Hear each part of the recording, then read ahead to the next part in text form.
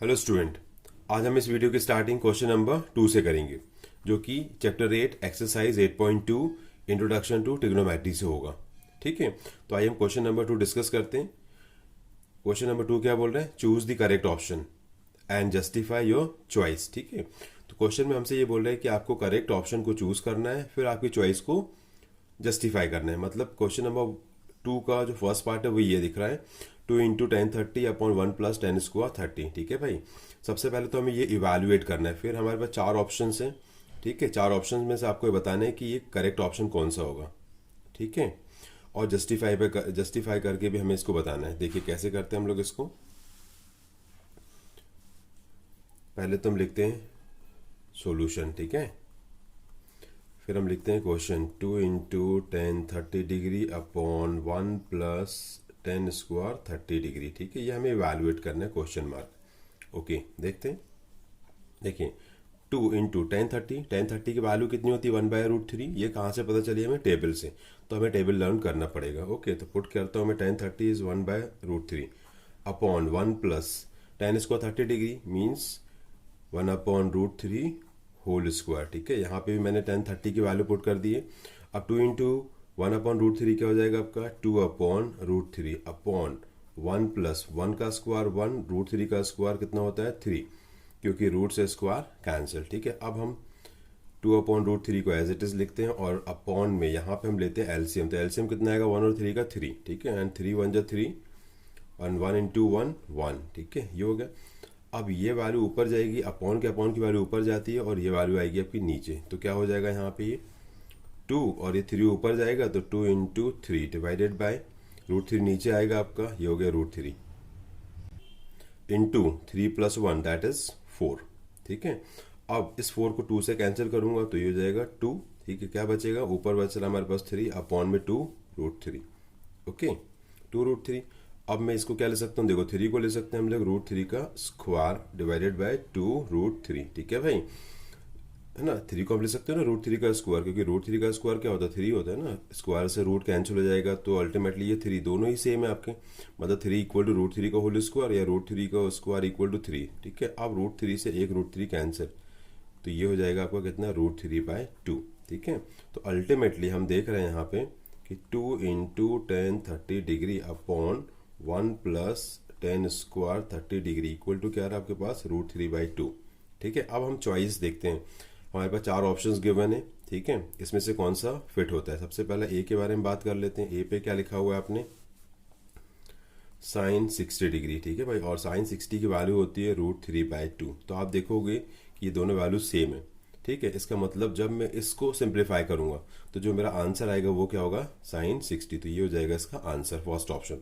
Option second के ऊपर जाने की जरूरत बिल्कुल भी नहीं है, क्योंकि cos 60 हाफ होता है और हाफ और ये दोनों सेम नहीं हो सकते। सिमिलरली tan 60 की वैल्यू क्या होती है आपके पास? √3 होती है। तो √3 और ये दोनों वैल्यू भी सेम नहीं हो सकती है। sin 30 की वैल्यू अगर बात करूँ तो sin 30 क्या होता है? हाफ होता है, तो हाफ इसके इक्वल नहीं हो सकता। तो हमारे इस क्वेश्चन का जो आंसर होगा वो होगा ए। मतलब चॉइस जो होगी हमारी वो ए होगी, मीन्स sin 60। ओके, अब हम क्वेश्चन नंबर 2 का सेकंड पार्ट देखते हैं। ठीक है, सेकंड पार्ट में क्या बोल रहे हैं? 1 - 10² 45° upon 1 + 10² 45° is equal to question mark. ठीक है, मतलब आपको ये बताना है कि 1 - 10² 45° अपॉन 1 + 10² 45° ये 1090 के इक्वल है या 1 के इक्वल है या sin 45 के इक्वल है या 0 के इक्वल है। ठीक है, तो देखो सिंप्लीफाई करते हैं हम लोग इसको।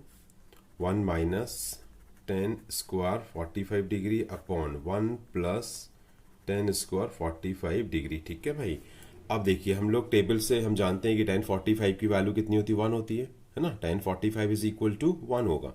तो हम यहाँ पे tan 45 की वैल्यू पुट करेंगे तो हो जाएगा 1 - 1 का स्क्वायर अपॉन 1 + 1 का स्क्वायर। ठीक है, अब देखिए 1 - 1 का स्क्वायर कितना होगा? 1, और अपॉन में 1 + 1 का स्क्वायर 1। ठीक है, तो 1 - 1 कितना होगा? 0। 0 अपॉन 2 मीन्स 0।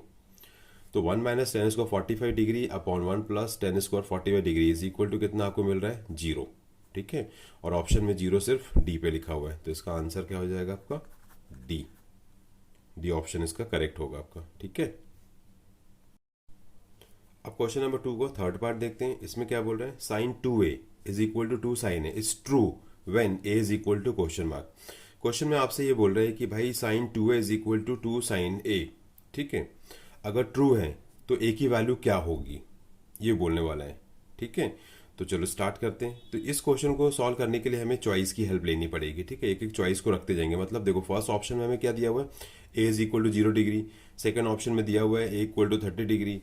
थर्ड ऑप्शन में ए इक्वल टू 45 डिग्री और फोर्थ ऑप्शन में A is equal to 60 degree. तो आप एक एक चॉइस को इसमें पुट करते जाओ तो आपका आंसर आ जाएगा, ठीक है। देखिए सॉल्यूशन लिखा आपने यहां से, ठीक है। अब आप क्वेश्चन लिखते हो कि भाई sine 2a is equal to 2 sine A, ठीक है। फर्स्ट हमारे पास जो चॉइस है वो किसकी है कि angle A is equal to 0 degree. तो मैं यहाँ से बोलता हूँ कि भाई पुट ए इक्वल टू 0। आप पुट करके देखो यहाँ पे, तो ये हो जाएगा sine 2 into 0 is equal to 2 sine 0, ठीक है भाई। तो यहाँ से क्या आएगा आपका साइन 2 इंटू 0 मतलब साइन 0 हो जाएगा। Sine 0 is equal to 2 sine 0 degree, ठीक है। और हम लोग जानते हैं भाई कि जो साइन 0 डिग्री होता है वो कितना होता है आपका 0 होता है, ठीक है भाई। ये टेबल से आया, जो टेबल आपको लर्न करने मैंने बोला था लास्ट वीडियो में, ये वही है, ठीक है। तो भाई ये हो गया आपका 0 is equal to 2 into 0 means 0 is equal to 2 into 0 0। मतलब आप क्या देख रहे हो कि जो चॉइस हमने ली थी फर्स्ट ऑप्शन की, ठीक है, वो एकदम करेक्ट है। क्योंकि जब मैंने ए इज इक्वल टू 0 यहाँ पुट किया तो left hand side is equal to हो गई राइट हैंड साइड। मतलब ऑप्शन ए क्या होगा इसका करेक्ट आंसर हो जाएगा, ठीक है। मतलब आपको 30 डिग्री और ये सब रखने की बिल्कुल भी जरूरत नहीं है, क्योंकि यहीं से आपका ये जस्टिफाई हो चुका है कि left hand side equal to right hand side, that is 0 equal to 0। तो इसका आंसर हो जाएगा आपका ए चॉइस, ठीक है, 0 डिग्री वाली। ओके, अब क्वेश्चन नंबर 2 का फोर्थ पार्ट देखते हैं। इसमें क्या बोल रहे हैं, 2 into 1030 upon 1 minus 10 square 30 equal to question mark. मतलब आपको ये इवेल्युएट करके बताना है और फिर आपको चेक करना है कि ये जो वैल्यू होगी वो किस ऑप्शन के साथ मैच कर रही है। मतलब ये जो वैल्यू है वो cos 60 के इक्वल है या sin 60 के इक्वल है या tan 60 के इक्वल है या sin 30 के इक्वल है। तो ये आपको बताना है, ठीक है। तो हम स्टार्ट करते हैं। देखिए सॉल्यूशन, आपको इवेल्युएट क्या करना है, 2 into 1030 degree divided by 1 minus of 10 square 30 degree, ठीक है भाई। सबसे पहले तो आपको 1030 की वैल्यू पता होनी चाहिए, ठीक है, जो कि मैंने अपने लास्ट वीडियो में बताया टेबल बना के, ठीक है। तो जो 1030 होता है वो होता है 1/√3, ठीक है भाई। 1030 इज इक्वल टू 1/√3, ये वैल्यू मैंने पुट की। 1 माइनस यहाँ भी वही वैल्यू पुट करना है। 10 स्क्वायर 30 डिग्री है तो 1030 की वैल्यू पुट करूंगा 1/√3 और ये हो गया आपका होल स्क्वायर, ठीक है। तो 2 इंटू 1/√3 क्या हो जाएगा आपका 2/√3 डिवाइडेड बाय 1 माइनस ऑफ 1/√3 का होल स्क्वायर है, 1 का स्क्वायर 1 और √3 का स्क्वायर 3, क्योंकि स्क्वायर से रूट आंसर। ओके, अब डिनोमिनेटर में एलसीएम लेते हैं, ठीक है भाई। तो यहाँ पे लिखता हूँ इसको, देखो 2/√3 हो गया आपका सेम ऊपर का, अपॉन में एलसीएम लोगे तो कितना आएगा 3, ठीक है। एंड 3 1 जा 3 एंड 1 इंटू 1 माइनस के साथ, ठीक है भाई। तो ये कितना हो जाएगा आपके पास 2/√3 अपॉन 3 माइनस 1 मीन्स हो जाएगा आपका 2/3, ठीक है।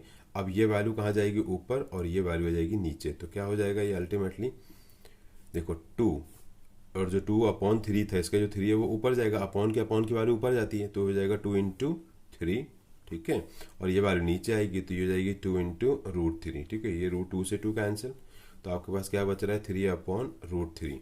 3 को आप क्या लिख सकते हो, √3 का होल स्क्वायर, ठीक है। और अपॉन में √3 है, √3 का स्क्वायर क्या होता है 3 होता है ना, क्योंकि स्क्वायर से अंडर रूट कैंसिल, तो √3 होल स्क्वायर इक्वल टू 3 होगा। तो 3 को हम ये भी लिख सकते हैं। अब √3 से √3 कैंसिल, तो अल्टीमेटली कितना आ गया √3, ठीक है भाई।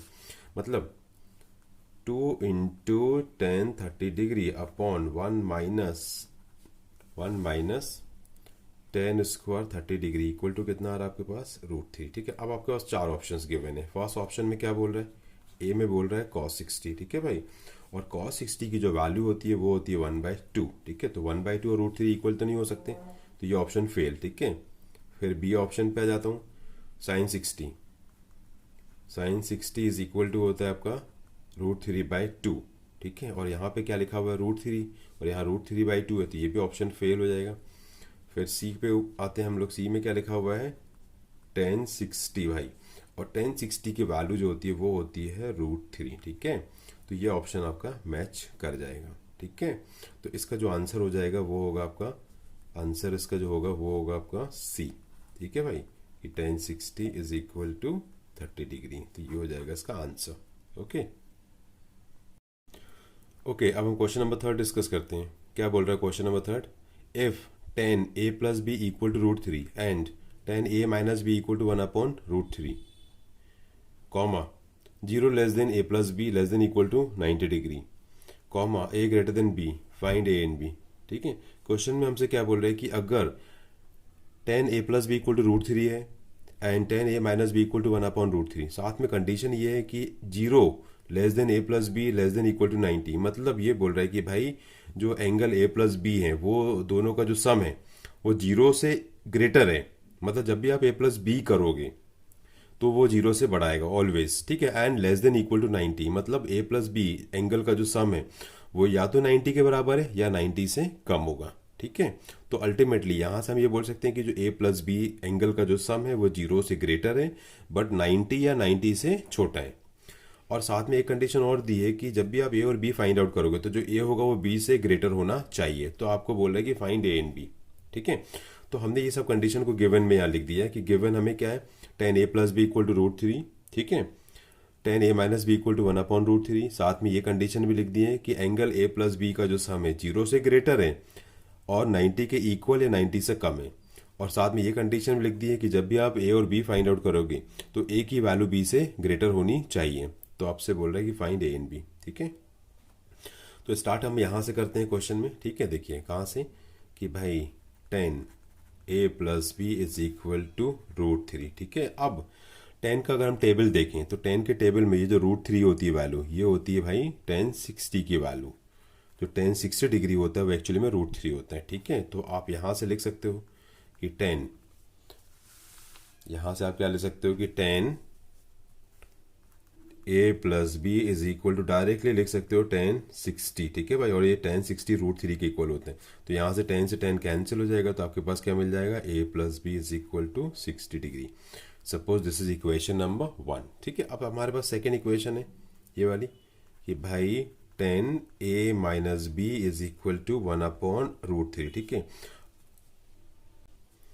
इट इज इक्वल टू, ये हो जाएगा आपका tan 30 डिग्री, क्योंकि tan 30 की जो वैल्यू होती है वो होती है 1/√3। ठीक है, तो आपको टेबल लर्न करना ही पड़ेगा। ओके, तो finally tan of a minus B is equal to हो जाएगा tan 30 डिग्री। ठीक है, यहाँ से tan से tan कैंसिल, तो a minus B is equal to जाएगा 30 degree. This is equation number 2। ठीक है, अब हम इक्वेशन नंबर 1 एंड 2 से a और b की वैल्यू निकालते हैं। ठीक है, और हमें कंडीशन मेंटेन ये भी करनी कि जो a होगा वो b से ग्रेटर होना चाहिए और a प्लस बी का सम 0 से ग्रेटर और लेस देन इक्वल टू 90 होना चाहिए। मतलब a प्लस बी 90 के बराबर और 90 से छोटा चल जाएगा। ठीक है, तो देखते हैं, लिखता हूँ यहाँ पे इक्वेशन 1 एंड 2। तो ये हो गया a plus B is equal to 60 and ये हो गया a minus B is equal to 30। Simple हम क्या करते हैं, दोनों इक्वेशन को ऐड कर देते हैं। ऐड करेंगे तो b से b कैंसिल और a कितना हो जाएगा 2a, और ये हो जाएगा 60 प्लस 30 दैट इज 90। ठीक है, इसको कैंसिल करूंगा तो हो जाएगा 45। तो ultimately a is equal to हो जाएगा 45 डिग्री। ठीक है, a इक्वल टू 45 डिग्री।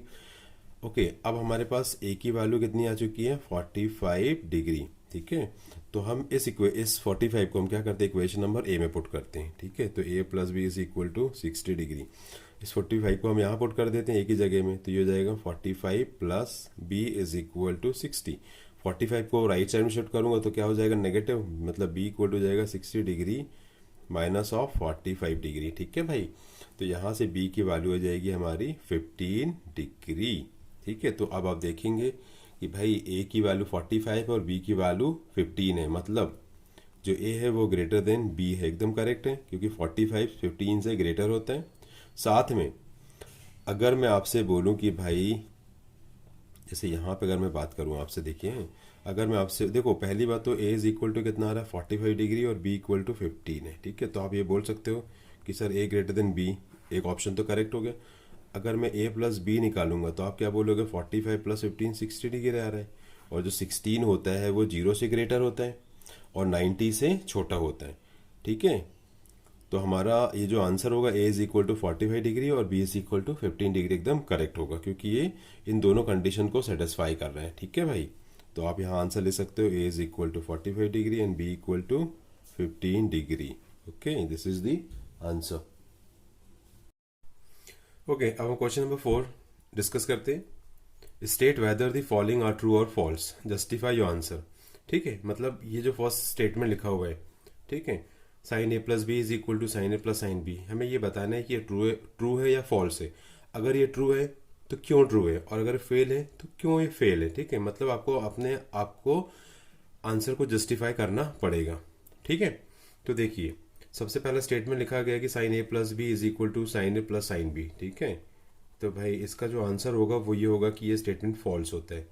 ठीक है, अब ये लिख तो दिया आपने आंसर फॉल्स। ठीक है, क्योंकि आपको बोला था ना कि आपको ये बोलना है state whether the following are true और फॉल्स, तो आपने लिख दिया कि फॉल्स। अब आपको जस्टिफाई करना है कि ये फॉल्स क्यों है। सपोज हम ये बोलते हैं, ठीक है, सपोज मैं बोलता हूँ कि भाई let A is equal to 45 degree and B is equal to 45 degree. ठीक है, मैंने ये चूज कर लिया, मान लिया कि एंगल ए 45 और एंगल बी भी कितना है 45 है। ठीक है, अब देखो लेफ्ट हैंड साइड के बारे में बात करते हैं।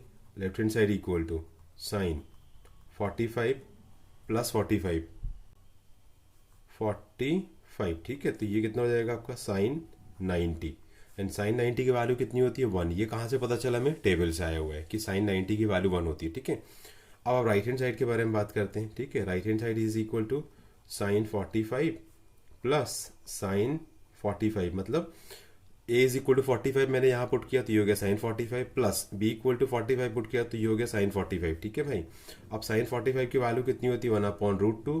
ठीक है, और इसकी भी वैल्यू होगी 1/√2। ये कहाँ से पता चला कि साइन 45 1/√2 होता है, टेबल से। ठीक है भाई, अब ये कितना हो जाएगा 2/√2, क्योंकि दोनों के बेस सेम है तो ऊपर की वैल्यू ऐड हो जाएंगी। ठीक है, ये ऐड हो गई। तो अब आप देखो कि यहाँ पे हम क्या देख रहे हैं, लेफ्ट हैंड साइड 1 है और राइट हैंड साइड 2/√2, तो ये दोनों कभी इक्वल नहीं हो सकते, मतलब left hand side not equal to right hand side. तो ये हो गया जस्टिफाई कि भाई sine A plus B is equal to sine A plus sine B, ये हमेशा क्या होगा फॉल्स होगा। ठीक है, हमेशा मतलब एंगल ए और एंगल बी की कुछ वैल्यूज के लिए, लेकिन कभी कभी ये ट्रू भी हो सकते हैं। लेकिन अगर ये जो इक्वेशन लिखा हो गया है, अगर ए और बी की किसी एक सिंगल वैल्यू के लिए भी अगर ये फॉल्स है तो हम इसको फॉल्स ही मानेंगे। भले ही मैं बोल रहा हूँ कि और वैल्यूज के लिए अगर ये ट्रू भी हो जाए तब भी आप इसको क्या मानोगे, ये फॉल्स। तो हमारा आंसर हो गया कि left hand side equal not equal to right hand side. ठीक है, ओके, अब हम देखते हैं क्वेश्चन नंबर 4 का सेकेंड पार्ट। इसमें क्या बोल रहे हैं, the value of sine theta increases as theta increases.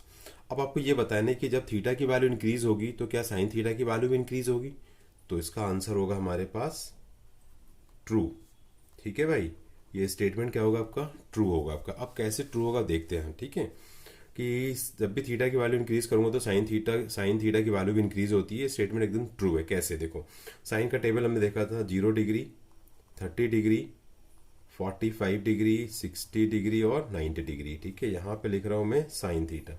तो भाई साइन 0 की वैल्यू कितनी होती है, साइन 0 की वैल्यू होती है 0। ठीक है, साइन 30 की वैल्यू कितनी होती है 1/2, साइन 45 की वैल्यू 1/√2, साइन 60 की वैल्यू √3/2 और साइन 90 कितना होता है 1। ठीक है भाई, तो यहां से आप देखोगे जब थीटा की वैल्यू इंक्रीज करूंगा 0 से 30, 30 से 45, 45 60, 60 से 90, देन साइन थीटा की वैल्यू भी इंक्रीज होगी। देखो पहले जीरो, जब साइन 0 0 है, ठीक है, फिर क्या हो गया साइन 30 हाफ, मतलब 0 से हाफ हुआ, फिर 1/√2। ठीक है, 1/√2 हाफ से बड़ी वैल्यू होती है, एंड √3/2 1/√2 से ग्रेटर होता है, और अल्टीमेटली 1। तो आप देख सकते हो कि जब थीटा की वैल्यू 0 से 90 हो रही है तो साइन की वैल्यू 0 से 1 हो रही है। ठीक है, इसका मतलब ये होगा कि जब भी आप थीटा की वैल्यू इंक्रीज करोगे साइन थीटा की वैल्यू इंक्रीज होगी, मतलब ये स्टेटमेंट क्या होगा आपका ट्रू। ओके ओके, अब हम क्वेश्चन नंबर 4 का थर्ड पार्ट डिस्कस करते हैं। The value of cos theta increases as theta increases. यहाँ बोल रहा है कि जब मैं थीटा को इंक्रीज करूंगा तो कॉस थीटा भी इंक्रीज होगा। तो ये स्टेटमेंट ट्रू है या फॉल्स, ये आपको बताना है। ठीक है, तो इसका आंसर हो जाएगा फॉल्स। ठीक है, मतलब ये कि जब मैं थीटा को इंक्रीज करूंगा तो कॉस थीटा की वैल्यू इंक्रीज होगी, ये एकदम फॉल्स स्टेटमेंट है। कैसे, देखो टेबल बनाते हैं हम लोग।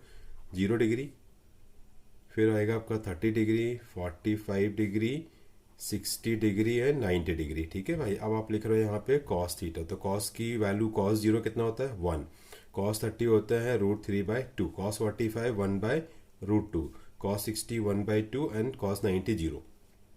अब ध्यान से देखो, जब थीटा की वैल्यू को मैं 0 से 30, 30 से 45, 45, 60 और 90 मतलब इंक्रीज करता हूँ, तो जो कॉस की वैल्यू वो डिक्रीज हो रही है। पहले 1 है, फिर √3/2, √3/2 जो होता है 1 से छोटा होता है, 1/√2, 1/√2 √3/2 से भी छोटा होता है, और 1/2 1/√2 से भी छोटा होता है, और अल्टीमेटली 0। तो आप देख सकते हो कि जब थीटा की वैल्यू 0 से 90 की तरफ चलेगी मतलब इंक्रीजिंग होगी, तो जो कॉस थीटा की वैल्यू होगी वो 1 से 0। मतलब ये स्टेटमेंट क्या होगा, फॉल्स। मतलब ये बोल रहा हूँ कि जब भी आप थीटा को इंक्रीज करोगे तो कॉस थीटा की वैल्यू इंक्रीज नहीं होगी बल्कि डिक्रीज होगी। तो ये स्टेटमेंट हो गया फॉल्स। ओके, अब क्वेश्चन नंबर 4 का फोर्थ पार्ट देखते हैं। ये क्या बोल रहा है, sine theta is equal to cos theta for all values of theta.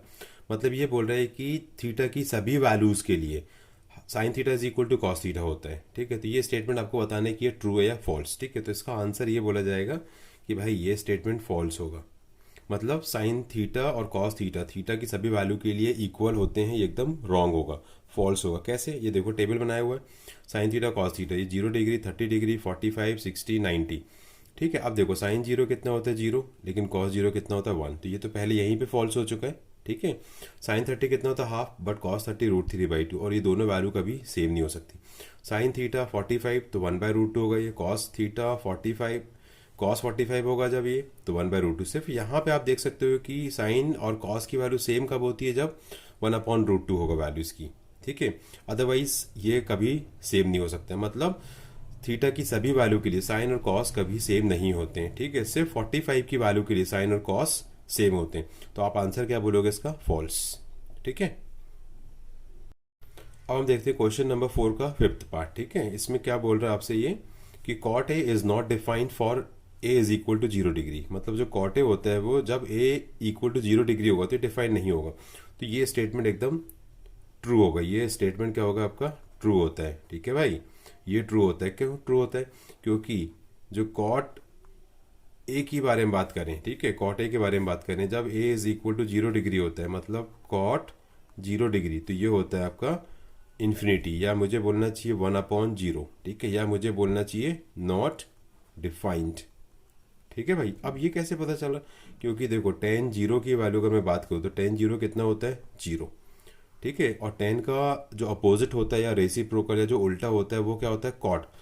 तो जब tan 0 इक्वल टू 0 होगा तो कॉट 0 क्या होगा 1/0। 1/0 मतलब इन्फिनिटी, इन्फिनिटी मतलब नॉट डिफाइंड। तो ये स्टेटमेंट क्या हो जाएगा, एकदम ट्रू हो जाएगा कि भाई कॉट ए जो होता है वो ए इज इक्वल टू 0 के लिए डिफाइंड नहीं है। ठीक है, तो इसका आंसर हो जाएगा ट्रू। ओके,